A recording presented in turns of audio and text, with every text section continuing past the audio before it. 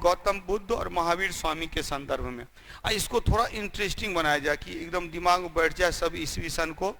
और भी कुछ कुछ घटनाएं जिसको कि बीच बीच में पॉइंट वाइज लिखाते चलूंगा। एक बार फिर से हम लोग देखते हैं और देखने के क्रम में ही सारा पॉइंट हम लोगों को कर लेना है। तो सबसे पहले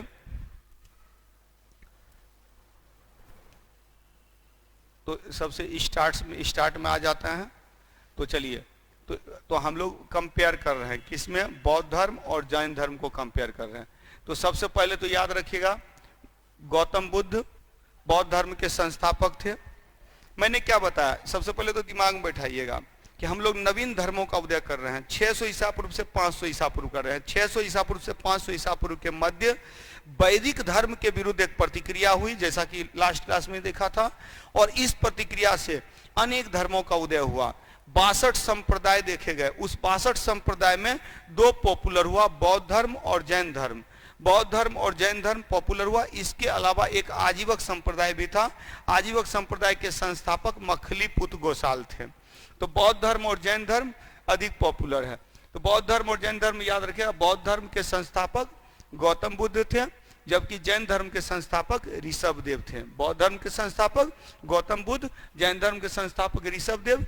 ऋषभदेव प्रथम तीर्थंकर थे, पहले तीर्थंकर थे।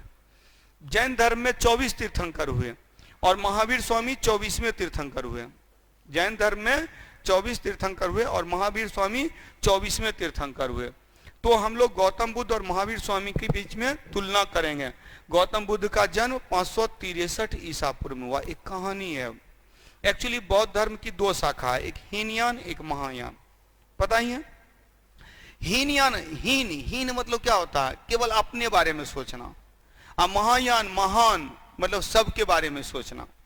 तो महायान में बुद्ध को भगवान मान लिया गया और हीनयान में बुद्ध एक उपदेशक। और जब बुद्ध भगवान हो गए तो बुद्ध की कृपा होगी तो सबका कल्याण होगा, ये महायान है। और हीनयान बोलता है नहीं, जैसे बुद्ध ने ज्ञान प्राप्त किया वैसे हम लोग भी ज्ञान प्राप्त कर सकते हैं।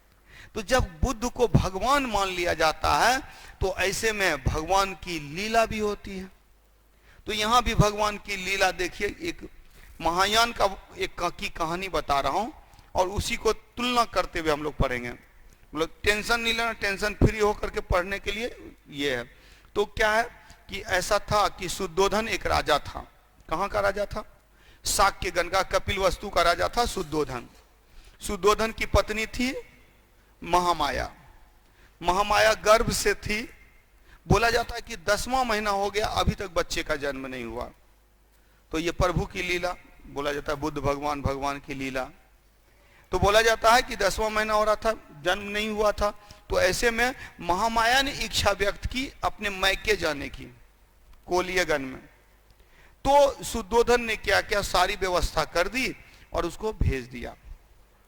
लेकिन बोला जाता है कि रास्ते में ही लुम्बिनी गांव था, वहीं पर एक आम्र वन था, आम का बागीचा था। वहीं पर 563 ईसा पूर्व में गौतम बुद्ध की मृत्यु होती है, गौतम बुद्ध का जन्म होता है। गौतम बुद्ध का जन्म, ये महायान है। तो गौतम बुद्ध का जन्म कब हुआ? 563 ईसा पूर्व में। कहाँ? लुम्बिनी में। लुम्बिनी में हुआ था और लुम्बिनी के एक आम्र वन में हुआ था। और महावीर स्वामी का जन्म हुआ था 540 ईसा पूर्व में। और 540 ईसा पूर्व में कहाँ हुआ था? कुंडग्राम में। तो बोला जाता है कि बुद्ध का जैसे जन्म हुआ तो महायान भगवान मानते हैं तो भगवान की लीला भी बताते हैं। तो बोलते हैं कि जन्म लेते के साथ बुद्ध खड़े हो गए। जन्म लेते के साथ बुद्ध खड़े हो गए, 10 कदम चले और बोले कि यह मेरा अंतिम जन्म है और जन कल्याण के लिए मेरा जन्म हुआ है। मतलब भगवान की लीला हम लोग मतलब इतिहास से जोड़कर नहीं देखते हैं, ये कहानी बना दिया गया है।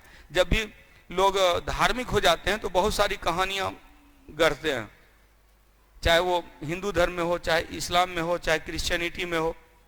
अब बोला जाता है कि सूली पर लटका दिया था ईसा मसीह को तो फिर से आए थे, जीवित हो गए थे। तो धर्म में ऐसा चीज बहुत होता है। इस्लाम के अंतर्गत ही तो बोला जाता है कि बड़ी बड़ी सेना को जो है सो हरा दिया था मोहम्मद साहब ने, जिसमें कुछ जगह पर उनको हार भी मिली थी। तो कुछ ऐसे बहुत सारा मतलब कि सब धर्म के अंतर्गत जो है ना सो और जहां धर्म का पक्ष होता है तो वहां कहीं ना कहीं थोड़ा अलौकिकता का पक्ष